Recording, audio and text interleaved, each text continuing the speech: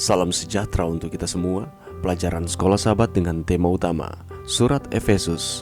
Pelajaran pertama, Paulus dan Jemaat Efesus. Rabu 28 Juni, Efesus pada masa itu.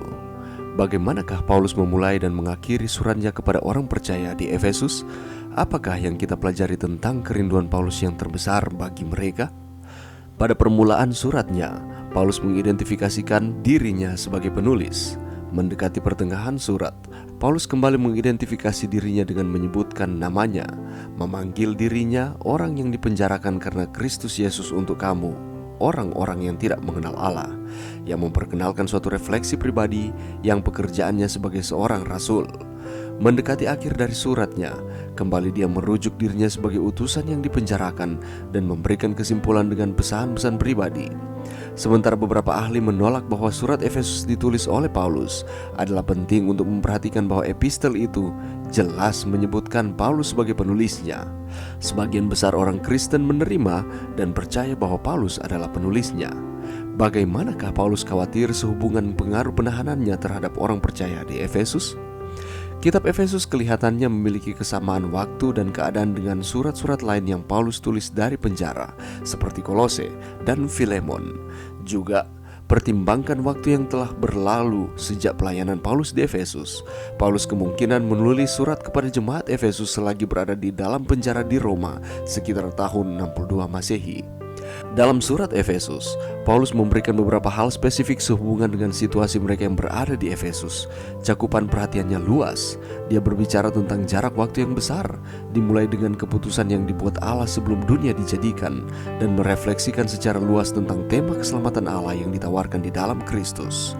Dalam menjabarkan hal ini, surat itu menunjukkan gaya sastra yang agung dengan kalimat panjang, ekspresi sering diulang, dan metafora-metafora yang dikembangkan. Paulus menggunakan cara yang sama juga di tempat lain. Misalnya Roma 8 ayat 31-39, tetapi terkonsentrasi di Efesus, di mana menggambarkan banyak pujian, doa dan bahasa penyembahan, dan penawaran yang dibuat dengan sangat cermat, ayat-ayat retorik yang tinggi. Pelajaran yang bisa kita dapatkan pada saat ini, saudara dan saya dapat lebih mudah memahami surat Paulus kepada jemaat di Efesus jika kita melihatnya dalam konteks kitab Kisah Para Rasul. Beberapa aspek naratif dari kitab Kisah Para Rasul secara khusus berhubungan dengan kelahiran jemaat Efesus. Ditemani oleh Aquila dan Priscilla, Paulus tampaknya menjadi orang pertama yang secara singkat memberitakan Injil Yesus Kristus di Efesus, di mana ia pertama kali dapat berhubungan dengan orang-orang Yahudi. Tidak seperti orang-orang Yahudi di Korintus yang menolak dan menganiaya Paulus, orang-orang Yahudi di Efesus pada awalnya tampak lebih terbuka terhadap Injil. Baru kemudian beberapa orang Yahudi di Efesus menjadi keras kepala dan menolak pekabaran Paulus. Namun, orang-orang Yahudi ini tidak meminta pihak berwenang untuk mengusir Paulus keluar kota. Beda perlakuannya ketika Paulus berada di Korintus. Setelah Paulus meninggalkan di Efesus, Priscilla dan Aquila melanjutkan pekerjaan Injil di sana, kemudian bergabung dengan Apolos dari Alexandria. Pekerjaan mereka menghasilkan persekutuan Kristen yang mula-mula. Apolos, Priscilla, dan Aquila tampaknya berpengalaman dalam pengajaran Kristen. Namun, jemaat Efesus menerima instruksi dalam waktu yang terbatas sebelum Apolos pergi ke Korintus.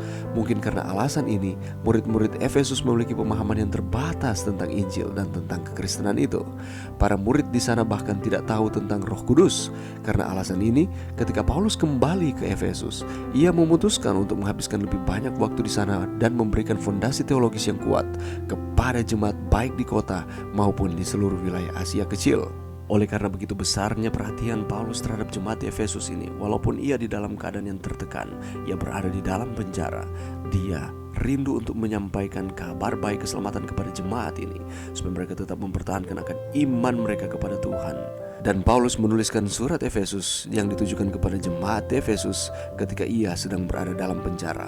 Buktinya terdapat di dalam Efesus pasal 6 ayatnya yang ke-20, ketika dia berada di dalam penjara, dan di sana disebutkan utusan yang dipenjarakan.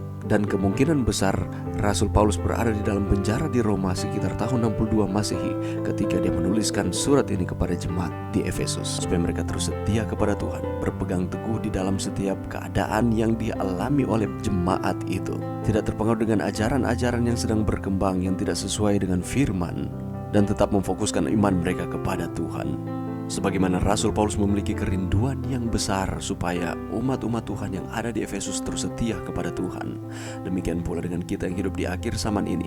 Allah merindukan kita untuk terus setia kepadanya di dalam setiap situasi kehidupan kita. Allah menginginkan supaya kita terus ada di dalam Tuhan, dan ketika Tuhan datang, kita diselamatkan. Mari kita belajar untuk terus setia kepada Tuhan di dalam setiap kehidupan kita, karena Allah merindukan kita untuk terus ada dekat dengan Dia. Mari berdoa.